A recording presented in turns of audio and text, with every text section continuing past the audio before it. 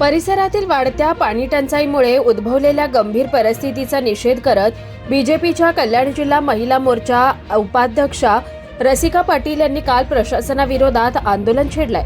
गेल्या अनेक दिवसांपासून पाणी पुरवठा सुरळीत न झाल्यामुळे नागरिकांना मोठ्या प्रमाणात त्रास सहन करावा लागतोय। पाणी नसल्यानं महिलांची कामं ठप्प झाली असून शाळकरी मुलांपासून ज्येष्ठ नागरिकांपर्यंत सर्वांना दैनंदिन गरजा भागवणं कठीण झालंय।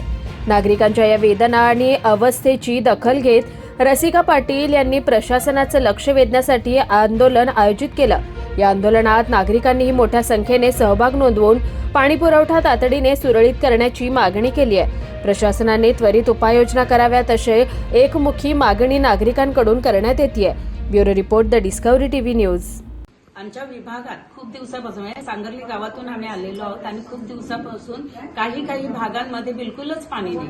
अनेक वेळा आम्ही मोर्चा आणला, अनेक वेळा लेटर दिली, अनेक वेळा इकडे म्हणजे पाय चपला झिजवल्या, परंतु इथे आमचा पाण्याचा प्रश्न काही सुटेल ना। इथे साहेब आता सांगतायत, उद्या सांगतायत, परवा सांगतायत, आले साहेब का पाणी येतं, त्याच्यानंतर परत ते गायब होतं, ते कायमचं गायब होतं। कुलकर्णी साहेबांना आता फोन केला असता, कुलकर्णी साहेब बोलले तुम्ही मला विचारून इथपर्यंत आलेला नाहीये। आम्ही पाण्यासाठी इथे आलो आहोत। आम्ही ह्यांच्या नेतृत्वाखाली हा मोर्चा काढलाय। आम्हाला कित्येक दिवस पाणी येत नाही। आमच्या 2 बिल्डिंगचाच प्रॉब्लेम आहे। आजूबाजूला पाणी जातं, आमचं त्याच्याशी काही घेणं देणं नाही। आमच्या पाण्याचा प्रश्न सोडवावा। रोज आम्ही रीतसर इथे कंप्लेंट केली आहे, सगळं काय केलंय, आमची थकबाकी नाहीये पाण्याची कसली। आज कित्येक दिवस झाले आम्हाला दोन्ही टाइम पाणी येत नाहीये। आमच्या टायमिंगला अजिबात पाणी येतं, आम्ही खूप हताश झालोय। त्याच्यामुळे आज हा पाऊल उचललाय। तर आता ह्याचा काहीतरी निर्णय लागावा म्हणून मी या बायकांना घेऊन आली आहे। एवढंच माझं म्हणणं, आम्हाला आमच्या मोबत आम्ही बिलं भरतो तर आम्हाला पाणी द्या। आम्हाला कोणाच्या हक्काचं पाणी नकोय का कोणाच्या घरातलं पण नकोय, आम्हाला आमच्या हक्काचं पाणी द्या। आमची बिलं थकली तर तुम्ही थकबाकी लावता, मग बिलं भरली आहेत ना, मग तुम्ही आम्हाला आमच्या पैशाचं पाणी द्या। बाकीचं ह्याच्यात राजकारण कसलं नाही, कोणाचं नाव घेऊन काही नाहीये।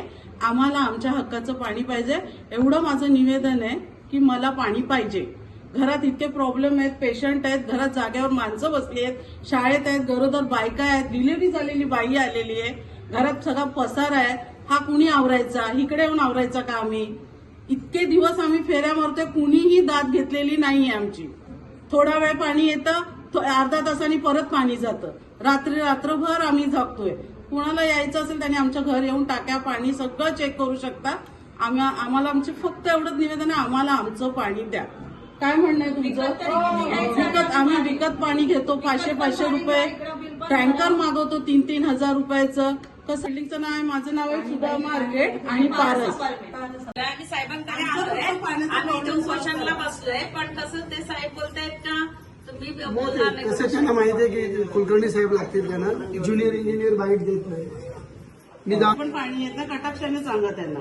रात्री पण बोलून घेऊ मग त्यांना। रात्री पण तुम्ही या, तुमचं पर्सनल माणूस आम्हाला दुसऱ्याची काही घेणं देणार नाही। आमच्या 2 बिल्डिंगचा प्रश्न सॉल्व्ह करा।